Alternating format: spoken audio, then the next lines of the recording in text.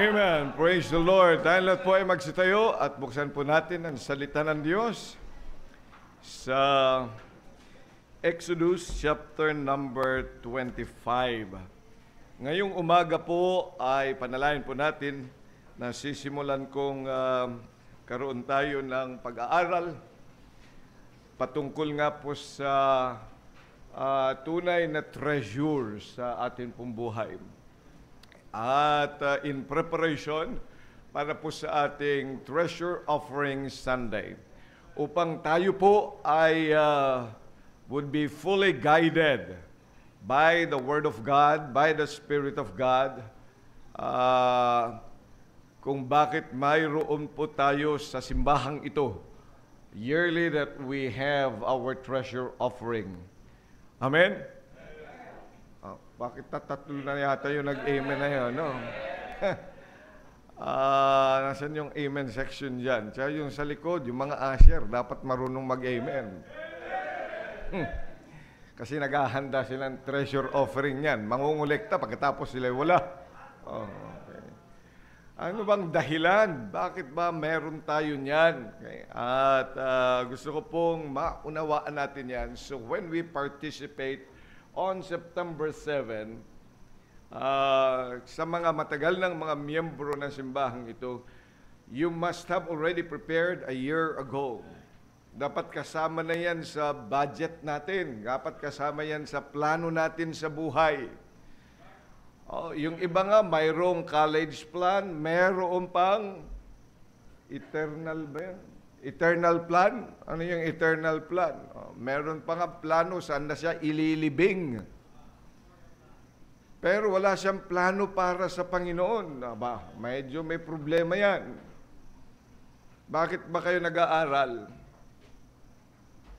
May plano kayong magtrabaho pagkatapos. Okay lang kayo matatapos mag-aral. Pagkatapos ng grade 1, pwede na ba magtrabaho? Grade 6, pwede na. Hindi pa rin. High school, di ba? Pagkatapos, senior high. Tapos na, pwede na. Yung iba, pwede na. Kung ayaw lang mag-isip. Pwede na. Kaya pagkatapos yan, may kolehiyo pa. Amen? Bakit mayroon tayong plano dyan? Para lamang sa atin. Tama yun. Dapat talaga may plano ka. Pag ikay nag-iipon ng pera para may mabili mo ng isang sasakyan, ng lupa, ng bahay, nagpaplano ka para sa iyong kasal, di ba? May plano ka para diyan. Ay ba't hindi rin tayo magplano ng mga bagay para sa Diyos? At dapat ay matibay yung pundasyon ng planong yan. Otherwise, it will change at any time. So, sa isang mananampalataya, are you saved? Amen. Ay dapat may plano rin tayo para sa eternal things, spiritual things, that which will not be taken away from us. Kaya po, ngayon ay uumpisan natin, no? Kaya may treasure tayo, treasure offering, so that it will really, fund the development by which we would like to see in our church. Amen? Okay, tayo po ay magbasa sa Exodus. We will get it from the first time dito sa Exodus chapter 25, and we will read down to number 9. Let's read all together. Ready? Go. And the Lord spake unto Moses, saying, Speak unto the children of Israel that they bring me an offering. Dali lang ha. Ano? Sabi ng Panginoon yan, ha? Ang Diyos, hindi sabi ng pastor, hindi sabi ni Moses. It is God. Ano ang nangyayari dito? Sila po ay nasa paglalakbay papunta doon sa promised land. So wala pa sila sa permanenteng lugar. Pero ang utos kakaagad ng Panginoon habang naglalakbay, bring me an Amen. Bring me an offering. And then let's continue. Go. Of every man that giveth it willingly with his heart. Dapat with a willing heart. Amen. Kaya kung hindi ka willing sa treasure offering natin, kung na makinig, itulog mo na lang. Para tapos lagyan ka ng kulambo. Pero alam ko naman, nandito tayo para matuto. Tama? Amen. So willing. Okay. Kung hindi pa willing yung puso mo, ayusin mo, puso mo yan eh. Pwede naman yan, eh. Natuturuan ang puso, Kuya Eddie. Oo, natuturuan yan. Tingnan mo, kahit hindi ka galit, nung galit yung kaibigan mo, galit na rin siya doon. Bakit? Naturuan yung puso. Emotions, the heart can really be changed. Amen? Okay. Verse number 3. And this is the offering which you shall take of them, gold and silver and brass and blue and purple and scarlet and fine linen and goat's hair and ram's skins dyed red and badger's skins and shittim wood, oil for the light, spices for the anointing oil, and for sweet incense, onyx stones, and stones to be set in the ephod and in the breastplate. Tandira, no? Ang offering, huwag ka lang basta magdala ng gusto mo. Ang offering, yung gusto ng Diyos. Amen? Pwede ka naman magdala ng gusto mo, pero sabi ng Panginoon, willing naman po akong ibigay ito. Ayaw ko nga niyan. Ikaw kaya, bigyan ng ayaw mo. Robin, bibigyan kita na, ano ba gusto mong gulay? Gusto mo ng okra? Ampalaya? Saluyot? Oo. May kakilala ko dito, ayaw niya na okra. Sino mga may gusto ng ayaw ng okra dito, pakitaas ang kamay? Bigyan natin sila ng okra. Ano mangyayari? Kakainin mo, di ba? Hindi, tatapon mo lang yun. Same way the Lord said, give me an offering, but these are the things that I need and I would like. Amen? Bibigay ka na rin lang, di yung gusto. Kaya pagdating ng Setyembre, di ba? People making list, buying special gift sa Disyembre, di ba? Tanong mo, anong gusto mo anong gusto mong pamasko? Pag sinabi niya, house and lot, bibigay mo. Pero gusto natin kasing pasayahin yung bibigyan. Amen? Ganoon din po yun. Pero ano ba dahilan? Bakit ito ang sinasabi ng Panginoon? Verse number 8, ready? And 9, go. And let them make me a sanctuary that I may dwell among them. Kaya, sabi ng Diyos, gawan ako ng sanctuaryo sapagkat nais ko na makisama sa kanila. And then verse number 9. According to all that I shew thee, after the pattern of the tabernacle and the pattern of all the instruments thereof, even so shall ye. See? So there is a pattern. He said, hindi naman yung paplanuhin ninyong pattern na yan paggawa. Ako pa rin ang magsasabi kung ano ang gagawin. Amen. Siyempre, siya at titira doon. Kung siya ang titira, mahirap naman yung hindi titira ang titira. Tama? Ayaw mo naman yung ganyan di bakit mong gagawin? Tama? Kung ayaw mo ang titirhan na yan, hindi mo yan talaga kukuhanin. Nakakaintindihan tayo, di ba? Alam yan. Practical yan And now, because you're a child of God, ito dapat nating ginagawa to please the Lord. Amen. Panginoong Diyos, kami po ay nagpapasalamat sa pagkakataon na ipinagkaloob mo po sa amin para mapag-aralan ang inyong apong salita. na nais mo nga pong magtayo ng sanktuaryo at nais mo nga pong makihalubilo sa amin. Maraming salamat pong muli sa pagkakataong ito. Help us to understand.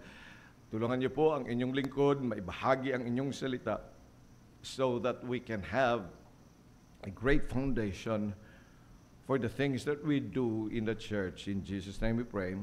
Amen. Okay, please smile a little bit. And kakilala nyo na ba yung nakatabi nyo? Kamayan nyo muna. No, baka nagkamayan kayo kanina pero yung katabi nyo ay hindi man lang. At sabihin mo, how are you today? Huwag sa akin yung sabihin sa katabi. Oh, kamusta ka? Ayan, oh. Para mamaya pag nagsasalita na ako, tumigil na kayo, ha? Huwag na kayo mag-usap. Ngayon pa lang, mag-usap na kayo. Okay? Oh, sige. Pakipatay ang mga cellphone. Huwag niyong ilagay sa silent mode. Patayin.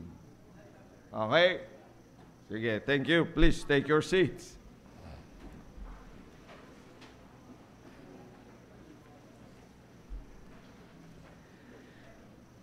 Dito, ang gusto pong maunawaan natin na ang ipinagagawa ng Diyos, a sanctuary where He wants to dwell, is also actually the tabernacle. At ang tabernacle, para maunawaan natin maigi, tabernacle na yan has already been planned in heaven. At ito po, ang tabernacle, ay lugar na pinili talaga ng Diyos. It is a set-apart place for God's presence. Hindi para sa atin, kundi para sa Diyos. That is a sanctuary. That is the tabernacle. So hindi para sa tao yun, kundi para talaga sa Diyos. Although ang mga tao ay pupunta doon sapagkat sila ay pupunta para kaharapin ang Panginoon. So in other words, the sanctuary or the tabernacle is that place appointed of God. It is His place. It is His design. At yan po, pag tayo'y pumunta, is not a place where we can do what we want, but what God wants. Kaya nga po yan ay holy place. It is set apart. It is the dwelling place of God. So sa Kanya yun, hindi sa atin. That's why when He required the materials, He required it according to His own liking. And when He gave the pattern to Moses, when he was with him, doon sa Mount Sinai, when he was communing with God, pinakita na ng Diyos yung pattern of the tabernacle. At ngayon, ipinagagawa na niya sa kanila habang sila'y naglalakbay. But do not misinterpret. He said that that is a holy place. It's unto righteousness. Anyone who goes there, not with that intention, God kills. God doesn't want it. Sapagkat yan po ay holy place. So it's a tabernacle. It is chosen place by God Himself para po siya ay manahan at doon natin siya katagpuin. Amen.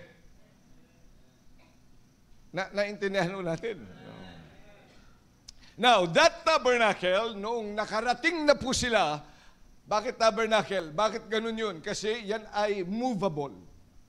Dahil naglalakbay pa sila. So, kailangan magmula doon sa wilderness, remember that the whole nation of Israel came out of the land of Egypt. So, naglalakbay ang mga yan. Kaya wala natutulog dyan eh. Okay? Oy, gising na. Dahil naglalakbay sila. Ano kaya patayuin ko na lang kayo para walang inaantok, ano? Tapos maglakbay din tayo, punta tayo dito sa bila, habang nagsasalita ako, ano? Mas maganda yun kaysa sa natutulog ka. Tapos hindi ka pa nakikinig. Parang pagpunta tayo sa, di ba yung tour guide? Habang nagsasalita yung tour guide, lahat naman tayo ganyan. No? Inaaral, no? Okay. Dito ba may natutulog? Hindi, may make up. Okay? Ayan ha. Kaya tingnan natin dito. Tingnan ko nga ang mga ito. Ano yung ginagawa mo? Nagsusulat? Okay. Tingin nga ang mga ito. Asher, pakitingnan nga, baka may natutulog dyan. Hindi itutulugan. So naglalakbay sila, kaya tabernacle, sumubabol. Pero pagdating nila sa promised land, nagpagawa ang Panginoon, nagpagawa si David ng templo. Permanent place. Para doon, makatagpo nila ng Panginoon, doon sila magbe-pray, lahat-lahat yan. Sa New Testament, nung dumating na ang Panginoon, ang sabi niya, upon this rock, I will build my church. So, hindi na doon sa templo, hindi na yan mga yan, kundi doon sa kanyang simbahan. So what makes the church a church are people who are saved and baptized. Nakarating sa atin po sa Pilipinas at dito sa Los Baños noong 1980s. That's why we are already 41 years and we are running 42. So it's the church. Yan ang dwelling place ng Panginoon. Kaya ang sabi niya, na ang simbahan, yan ngayon, yung templo ng Panginoon. Naintindihan na ho natin, ano? So that is the relationship. Now, pinag-aaralan natin ito sa tabernakulo because this is a pattern by which we also use in our church today. Kaya po, ngayon, dapat nating maintindihan that the church is the dwelling place of God. Kaya nga ho, kapag tayo pumupunta ng simbahan, it is not on our own. Mayroong proper behavior. Look at 2 Timothy chapter 3. 2 Timothy chapter 3. I'm sorry, 1 Timothy rather. Chapter 3. Verse number 15. Ano yung sabi ni Apostle Paul? Let's read all together. Ready, go. But if I tarry long, that thou mayest know how thou oughtest to behave thyself in the house of God, which is the church of the living God, the pillar and the ground of truth. Proper behavior. Hindi yung gusto mo masunod dyan. Kaya nga po, hindi yan swimming pool. O kaya, hindi rin yan resort. Kaya, hindi rin yan basketball place. Siyempre, may basketball tayo, mamaya, mga young people, andoon. Pwede pong sumali? Pwede. Pero wag kang pupunta sa simbahan na jogging pants na at saka nakapang ano na. At saka dito, wala short. Dapat long. You know, may sa Romans 3:23 na, for all have sinned and come short of the glory of God. Pupunta ka pa rin naka-short. Ayos yung application mo doon, pastor. Oh, pwede yun sa physical at saka pwede sa ano. nagsushort. Kasi paano pag tumakbo? Nakakatakbo ka naman kahit nga nakapantalon, tama? Pwede ka pa nga mag-swimming na nakapantalon, pero yung mga babae, siyempre dapat tamang kasuotan. Dahil yung pantalon, panlalaki. Hindi pambabae yun. Ba't nag-i-amen ang mga lalaki? Dapat nag-i-amen mga babae. Praise the Lord po. Dapat ganoon. Proper behavior. Kaya hindi rin po yan park para maghanap ka ng liligawan dito. At saka para sa barkadahan, pagkatapos nito ay magbo-boxing dyan sa labas. Kaya pagkatapos yung simba, pagkatapos yung barkada nito, yung upsilon dito, tapos yung taugama doon naman, tapos yung batang grasa doon. Haos mag-aaway sila. Patapos yan pa sa kalsada. Hindi yan barkadahan dito. Because this is a place of holiness. Sa Diyos yan. Hindi yung gusto mo masunod, kundi ang nais ng Diyos. Kaya gusto mong pumunta in a holy place, get to a right Bible-believing Baptist church. Otherwise, you will not be living a holy life. Kasi nga po, yung templo ng Diyos, yung tabernacle ng Diyos, yung sanctuary ng Diyos, ang simbahan, there is a proper behavior. Kaya dito walang nagmumura. At kung meron man nagmumura dyan, usher, ay dapat yan ay i-report. Walang naninigarilyo. Walang umiinom ng alak dyan. Pastor, pwede po sa labas.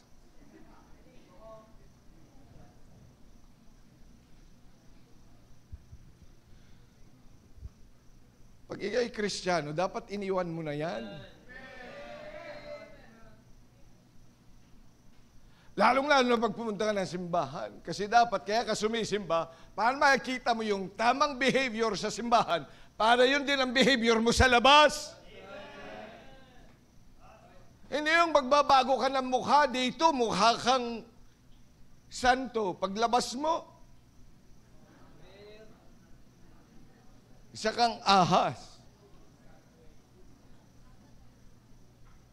Mukha kang gano'n, Dito, Diyos ko, paglabas, alam na alam nyo, disko. Dito, ang ganda ng kinanta. God wants to hear you sing. Pagkatapos ang kinakanta mo sa labas, nagbalagay ka ng karaoke, I did it my way. Yan ang kakantahin mo. Mababirthday ka? Kakasal ka? Ba't ba kasal ng kasal? Pastor, kasi minsan-minsan lang pa. Gapatak pa na. Gadalan ng patak ng ulan ang ikinakasal sa atin. Hinihintay nila kasi yung 40. Okay. Okay. Anyway. Nalaya mo na. Dito na. Okay. Pero yan, ito yung pag ikay nasa simbahan, huwag kang magdalawa, 4 na mukha. Hindi ka politiko. Hindi ka rin artista, walang artistahan dito. Kahit yung mga iba ay mukhang mga artista. Yung bang mga photographic ang kanilang mga mukha.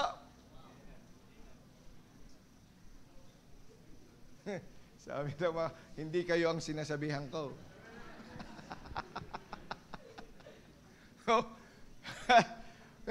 Tingnan niyo. bilang mga anak ng Diyos, ay kahit pa, ang mga artista kasi yan, dalawang mukha nakamaskara. Kaya kakanta siya ng kakanta siya ng, kahon? Ahoy?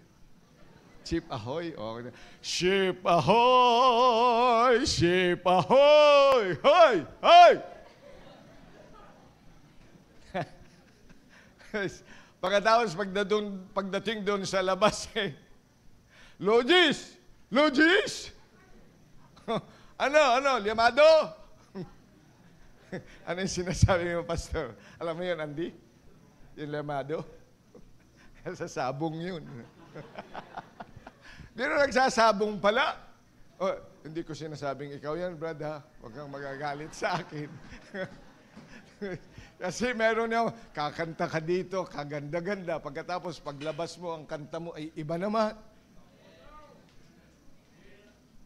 Dito nagsasabi ka, praise the Lord. Nagsasabi ka ng amen! Sige nga, practicein natin, mga lalaki, pag kayo ay lalaki, amen tayo, tapos tayo at malakas. Ready, go! Amen! Practice, okay? Amen? Ano ibig sabihin ng amen? Na sumasang-ayon kami, yun ang ibig sabihin ng amen. Para approve. Pero meron pang isang ibig sabihin ng amen. Ang ibig sabihin din ng amen, the name of the Lord. Jesus is the amen. Kaya pag ang amen, yan ay pangalan talaga ng Panginoon. It's holy. Kaya dito sa simbahan, pag umamen ka, ibig sabihin, sumasang-ayon ka, natamaan ka, at naiintindihan mo. Yung iba naman kasi ayaw magsalita, pero siguro nga dahil ninanamnam. Pero yung iba naman, nag-i-amen kasi gusto nilang magising.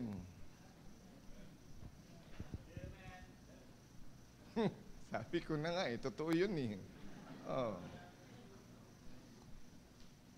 Ang ganda ng amen, ang ganda ng hallelujah, ang ganda na praise the Lord. Mga salitang magaganda.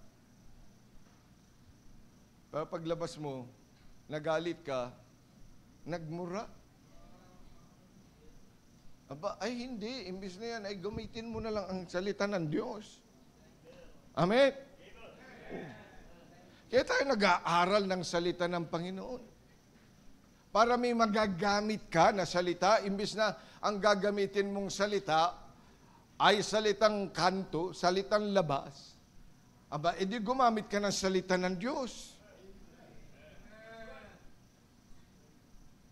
Pero itong mga kabataan ngayon, paiba-iba ng mga salita. Hindi ko alam kung ngayon anong tawag niyo sa nanay niyo? Kim. Mother. Oh, mother na ngayon. Dati-dati kasi ay Ermat. Pag tatay naman, biro mo, Erpat, ginawa mo pa siyang kasirola? Ay, ano yun? Ang airpat mamaya gagamitin natin sa meeting ninyo sa CBBC-LB kasi mayroong airpat, mayroon pong kape na libre. Makadalo nga. Makapagkape, tapos aircon pa, no? Wow, para ka nasa Okay. Yan yung airpat. Huwag mong gagamitin yan. Ngayon, nung nauso yung cellphone, Jejemon na. Where na you?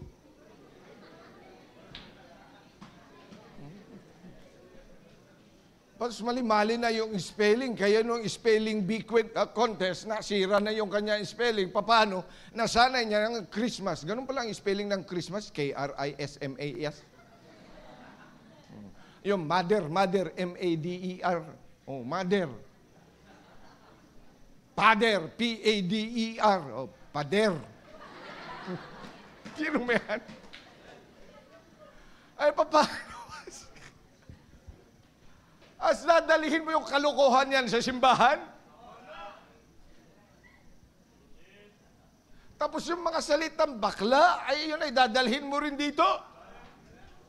Sinasanay mo yung sarili, yung dila mo, na dila ng dyablo.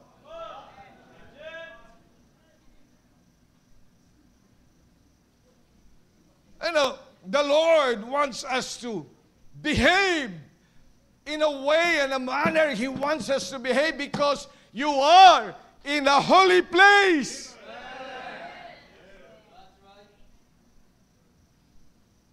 And so He said, isa sa mga bagay na dapat nating ginagawa is to give our treasure, our offering. Ay maraming nga napunta ng simbahan, but they even do not think about, what can I give to the Master?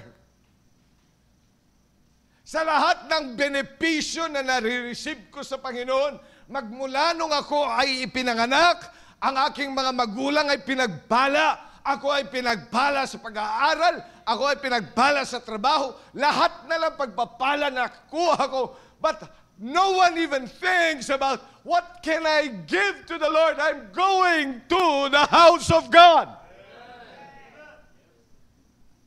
Kaya sabi ng Panginoon, ganito yung gawin mo. You see, I want to build a sanctuary. I want to build a place where I can dwell with my people. Alam mo, yan ang dapat na maintindihan natin kung bakit may treasure offering. Because we would like to build and to strengthen that sanctuary of the Lord. Because He said He's going to dwell in us, in the church, in the place where we have occupied that He has given. Tingnan niyo po noon, una, ang simbahang ito hindi pa dito. Nag-umpisa yan sa Bible study dyan sa home along the Riles. Pagkatapos ay lumipat doon sa Timugan, isang maliit na bungalow. Pagkatapos lumipat kami doon sa may garahe. Diyan sa baba. Pagkatapos umakyat ng Teresa Compound. Now, 1986, pinalayas at dito dinala ng Panginoon. And in 2016, nabayaran natin ito. You know why? Because people before you have given so much. Yung iba wala pang mga bahay. Nangungupahan. But because they want to build the house of the Lord, they gave. Noon, pagdating dito, hindi pa ganito yan. Butas-butas yan. May mga nagbabantay dito na ikitulog ng gabi. Pagkatapos may naririnig pa dyan sa CR na kumakanta alas 12 ng gabi nung binubuksan niya wala tao. Andyan sila magpapatunay sa inyo. Sino yung mga nakaririnig noon? Pwede bang makikita yun, mga nagbabantay dati din eh? Oh! Sino pa? Ayan, oh. Ayan ba? Sino pa ang mga nakarinig? No, tayo. Oh, ayan. Ang mga yan, nagbantay ang mga yan dito. Wala pa kayo. Thank you. At butas-butas pa yan. Bago yan maisara, ilang thousands of pesos. 10 years na binayaran ito, 75,000 a month. Oh. Maliban pa yan sa kuryente. Ngayon, kuryente natin ay 100,000.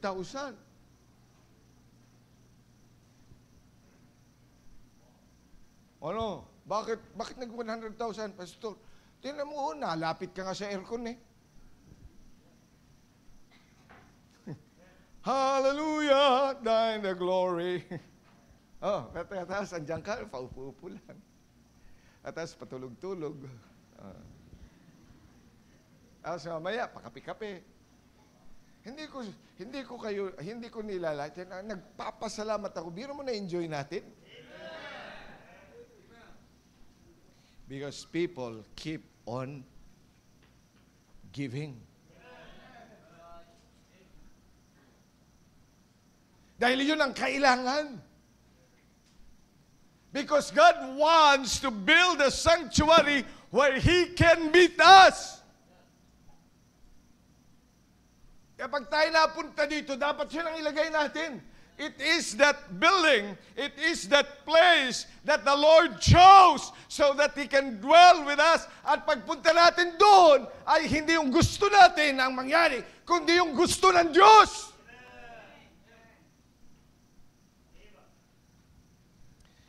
Ano ang bakit hindi natin naiintindihan how valuable that sanctuary is? Alam niyo ba yung napakaliit na bagay na yan, yung sa sanctuaryo? Ilang square meters lang yun. Pero sinusuma, dahil tingnan po ninyo yung mga ni-require ng Diyos na mga gamit. Ano sabi? And this is verse number 3. Tingnan natin, balikan natin sa Exodus. And this is the offering which you shall take of them. Gold, silver, brass, blue, purple, scarlet. Pambirang mamahal ng mga yan Sino may gold dito? Gold-plated lang po, Pastor. At least may gold. Manipis nga lang. Silver. Sa ngipin lang ho, Pastor, may silver ako. Ano pa? Brass. Blue and purple. Scarlet. Ito yung mga mamahalin, mga tela. Yung tela ng damit mo, magkano? Alam mo ba kung magkano? Wala, hiram ka lang kasi ng hiram. Hindi mo inaalam kung magkano yung mga ginastos dyan. Ano pa sabi diyan? Scarlet, fine linen, goat's hair. Biro mo yan. Nasa wilderness sila, goat's hair. At saka ilang kakatayin nilang kambing. Sabihin mo, ilan kayang kambing yun? Kinatay nila. So, ibig sabihin, may dala-dala din silang kambing. Pagkatapos, may panghabi pa sila, di ba? Pero mo yung pagkuha mo nung goat's hair, tapos iaayos mo pa para magkaroon ng itsura. Alam naman yung pagkakuha ng goat's hair, inilagay sa timba, pagkatapos, ayan na ho, bahala kayo sa buhay nyo. Inayos nila yan. Bihirang trabaho yun. Goat's hair. Ano pa sabi ng Panginoon? Ram skins dyed red. Ram. Tupa na naging ano na siya? Ano ba tawag niyan? Adult na. Tama? Ram? O tandaway?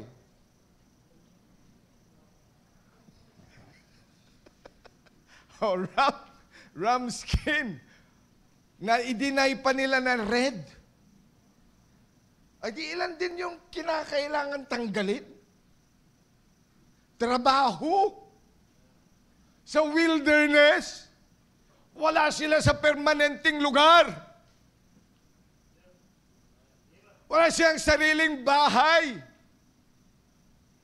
Wala silang sariling tulugan na permanente. Pero ito yung pinagagawa ng Panginoon. And badger skins and shittim wood. Maghahanap ka pa ng klaseng wood na yan. Buti sana kung just any wood. But shittim wood, kailan maghanap ka? Wilderness! And then he said, oil for the light. Saan siya kukuha lahat ng mga ito? Spices for anointing oil. And then onyx stones. And stones to be set in the ephod. Yung mga mamahaling mga bato. Hindi yung bato-bato lang yan sa langit. Hindi yan yung graba na po pwedeng palahin mo, pero yan mga onyx stones na yan, mamahalin yan. At bago mo makuha yan, ay biro mo yan na ayos yan. Saan galing lahat yan? Ang isa yung pinaka ano yan. Mga mamahalin ito, lahat-lahat ng mga yan sinusuma sa ating panahon. Yung mga materialis puertes na yan is about more than 100 million US dollars. Para lang sa isang maliit na sanktuaryo. Ba't ganun kamahal? Sapagkat ang Diyos ang titira. Ulitin ko, ganun kamahal? Sayang bigay na natin siya, mga bata. Bigay na natin sa kanilang mga walang bahay. But that is for the Lord. Huwag kang Judas. Alam mo, si Judas lang ang nagalit diyan. Kasi nagalit siya dahil binigyan ng isang alabaster box of ointment ang Panginoon. Which is equivalent to a 1-year salary. Binigay ng babae sa Panginoon, binuhos niya sa Panginoon. Sabi niya, sayang yan eh. Dapat ay binili na natin para sa mga mahihirap. Pero mo yun, sino may sabi nun? Sa lahat ng mga apostol, si Judas yun. Alam mo yung pagbibigay kasi, direkte sa Panginoon. When we give to the sanctuary, when we give to build the sanctuary or the place where we meet the Lord, we are giving directly to God.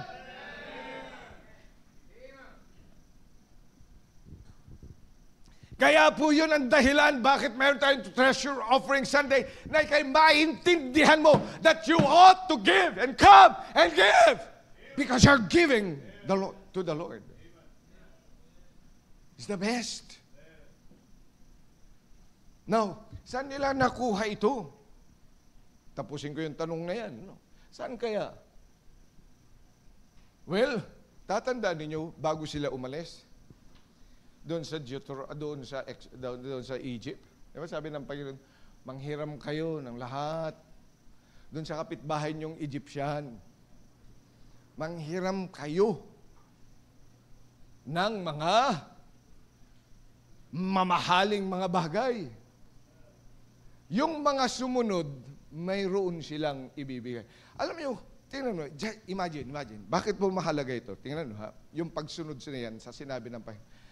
Maglalakbay kami at any time of the night. Hindi ba pag ikaw ay logical, matalinong tao, sasabihin mo, maglalakbay kami. Di ba magka-camping? Anong dadalhin mo sa camping? Di ba?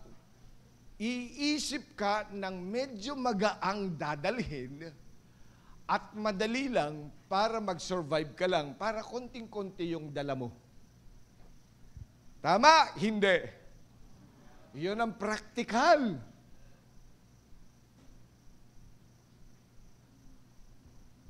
Yung ibang magkakamping, dala ang buong bahay. Kaya di ba nagagalit tayo? Ano ba naman yan? Matutulog ka lang isang gabi. Dala mo yung unan mo, dala mo ang kutsyon mo, dala mo, kakain ka lang ng ilang beses diyan, tapos marami, dala mo pa yung kaldero na, may rice cooker ka pa. Pero lahat talag ay dala mo. Ay di, ano na lang yung dadalhin mo? Imbis na isang maleta,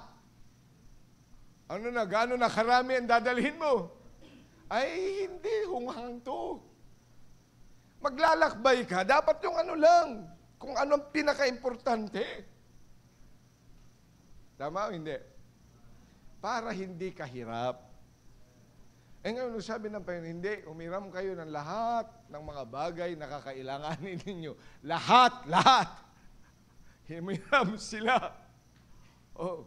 Pero ang hiramin ninyo, maghiram kayo sa kanila, yun, yung mga bagay na yan. Kasi may plano pala ang Diyos pagdating doon. tingnan mo yung mga tali-talinuhan. Di ba maraming Kristiyano, tali-talinuhan. Parang matalino siya. Kasi simpleng utos ng Diyos, hindi niya masunod. Kasi, hindi, mas magaling ito, mas maganda ito. Pero yung mga matitigas ang mga ulo.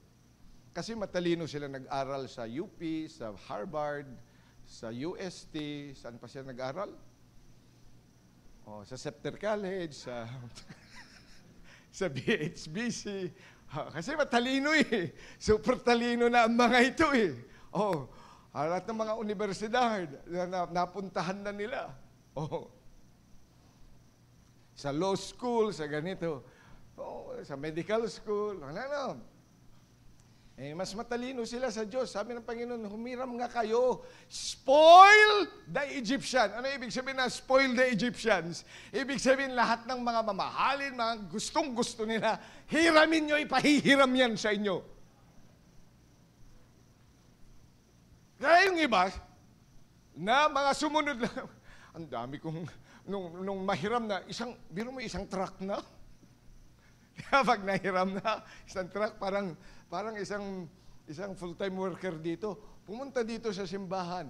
Ang dala lang nilang pamilya, isang backpack. Pag alis nila dito, 2 jeep kulang. Gamit lang nila yun.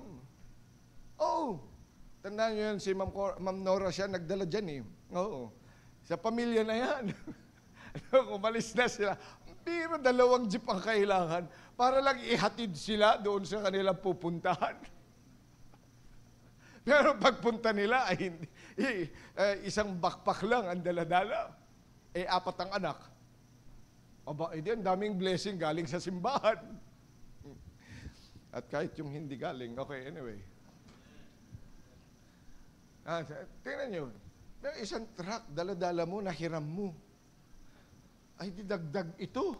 Tapos yung asawa mo buntis. Tapos mayroon ka pang 2 years old na anak. Maglalakbay kami. Tapos mayroon kang mga alagang tupa. Kambing at saka kung ano-ano pa. Manok, lahat-lahat na nandoon. Kaldero, lahat na yon. Nakahanda na sila. Diba ang iisipin mo, magbabawas, bakit nagpahiram pa? Because God has always a purpose. Kaya kung nagtali-talinuhan nga, wala siyang maibibigay. Pero dahil sumunod sila, may naibigay para sa Panginoon. Amen? Look, that's the one of the most logical reasons, obvious reasons why they were able to bring all these things and give it for the building of the sanctuary. Nag-provide talaga ang Diyos para sa kanila. Hindi siya humingi ng mga bagay na wala sa kanila para gamitin sa sanctuaryo, a place where He wants to dwell in, sapagkat pribilehyo ng bansang Israel na makapiling ang Diyos na banal. He's not dwelling in any place, but He chose to put His presence in that small tabernacle. But nonetheless, it is not yung tinatawag natin na a cheap dwelling place. It was not. It was something valuable. It's something that there must be a treasure in it. Kaya po bilang anak ng Diyos ay matutunan natin yan. Not only that it was in the wilderness, the materials were already with them, and it is also God's dwelling place. That is the real value of that tabernacle. At kung titingnan natin the tabernacle, which is also a shadow of things to come, the church is just like that. Because here we build lives. Yung mga sirang mga buhay dahil nabahagi na ng salita ng Diyos, they would come into this place at makikita nila there is a future that holds. May magandang buhay ang nasa simbahan at may maplano ang Diyos para sa simbahan. Kaya nga po yung lumang katauhan ay iniiwan sapagkat dito sa simbahan, sa sanktuaryo ng Diyos, may pagbabago and there is a definite place and that is a definite valuable place that I should give my life and that I should give my offering. Yeah, come September 7, ladies and gentlemen. Yun ang dapat espiritu niyan. Kaya nagpe-prepare. Because I'm going to build. I'm going to help build my church. The church that Jesus, He Himself gave His life for the church. Gasino na lang. Ano ba ibibigay ko? Kakarampot? Yung aking naglimos ako sa pulubi? No. Ang matinong Kristiyano would say, no, I'm going to give the best for my God. Hindi ba kayo maganda? Tingnan nyo, if the Lord also blesses us, then we can build a better place for service. Amen? Nakita niyo yung ginagawang wall dyan? Pumunta ulit ako kagabi. Nag-ikot. Sabi ko, there is a sense of security. There is a sense of security. Masarap mag-worship sa Panginoon. Di ka nag-aalala. Na may papasok na lang na aso, papasok na lang na ganito. Na ikaw ay nag-aalala. Pero kung mapapataas pa nga natin yan, malalagyan natin talaga ng kuryente sa ibabaw. Pasal sa paikot-ikot pa yung ay wala talagang tatao diyan. Wala papasok yan. And then we can freely worship the Lord. Amen? Pagkatapos yan ay, yung bakod na yan ay mag-extend hanggang doon sa bagong lote natin, maitaas natin doon. Hindi na nila kukuhanin yung mga kuryente doon. Amen? Ay kung naiintindihan lang kasi natin yung value. May mga nagbigay para sa aircon, may nagbigay diyan. Sooner or later, matutuloy ba yung grand piano? Oh, matutuloy yata yung grand piano. Mapapaltan na yan, oh. Lalaki na yan, yung space na yan. Liliit na naman lugar natin. Para lang maganda ang tunog. No. Amen? Ayan ay kailangan. May nagbibigay. Tahimik ang mundo eh. Pinag-uusapan lang natin yung offering. O siya, mamaya, may pagkakataon ka, pagkatapos nito, matatapos na ako. Because this is the dwelling place of the Lord. Ladies and gentlemen, alam niyo sabi ng Panginoon, lay up not treasures on earth, but lay up treasures in heaven. Papaano po yun, Pastor? That's why there is this church na maaari mong maibigay yung treasure mo. Hindi ko alam kung ano treasure na binigay sa iyo ng Panginoon. But certainly you have. Hindi ko alam kung ano yun. Hindi ko alam ang buhay mo. But certainly the Lord has given you something. Has God given you something?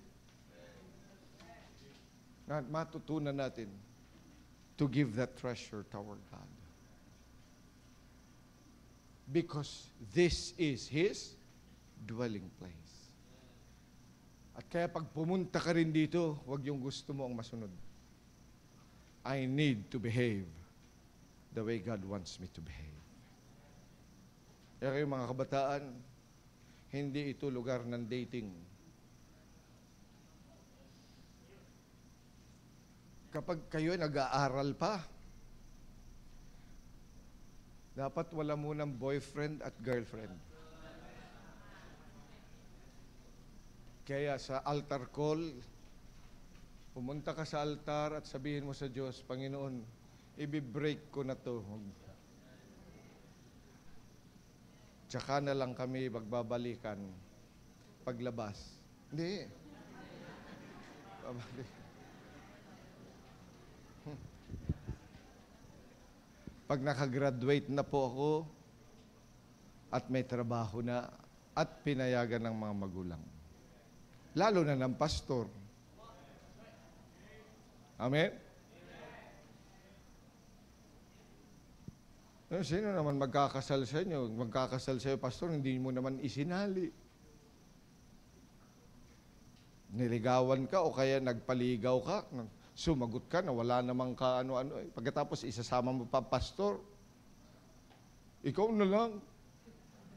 Mag-isa mong ginawa yan, mag-isa mong tapusin. Di ba? Oh. Kaya bilang mga anak ng Diyos, dapat tama ang behavior natin sa simbahan. Dahil yan po ay dwelling place ng Diyos. Let's all stand up, please. Muli po, Panginoong Diyos, kami nagpapasalamat na mayroon sanctuaryo na ninais mo pong i-build up.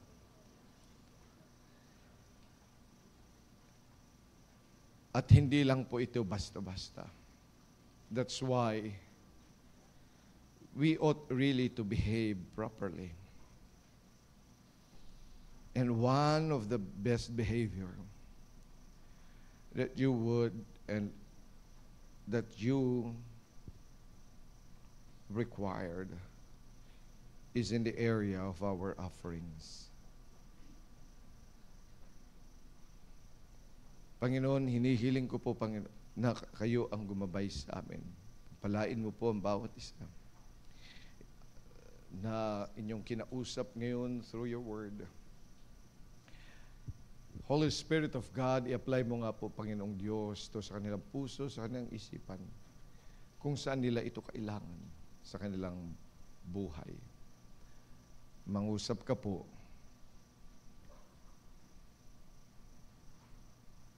Habang tinutugtog ang awiting panyaya, di ko alam kung ano ang nais mong ilapit sa Panginoon. I know the Lord has spoken to you.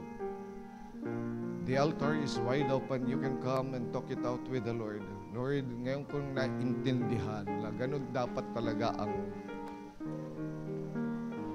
pag-offer sa Panginoon. That this is the place that you have chosen. May mga mali akong behavior, Panginoon. May mali akong kaisipan. Here am I. Confess it with the Lord. Confess mo yun, kapatid. Huwag kang manatili sa dati mong pananampalataya. That you treat the church of God with unholiness. Na walang value, na parang it's just a place to, para lang masabing sumimba.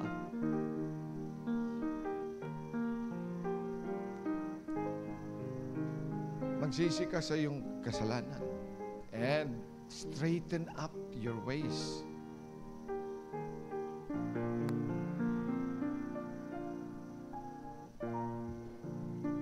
And as we prepare also, some members here prepare for our Treasure Offering Sunday. Pwede bang ilapit mo rin sa Panginoon yan, Lord, give me a heart, a willing heart to offer to you the things that are really pleasing to you. To help build that sanctuary that you want to build.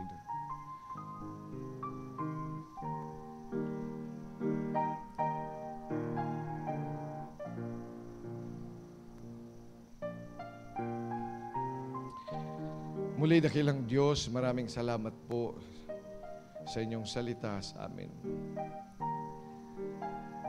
Realizing that you have desired to build a sanctuary for you so that you can dwell with us.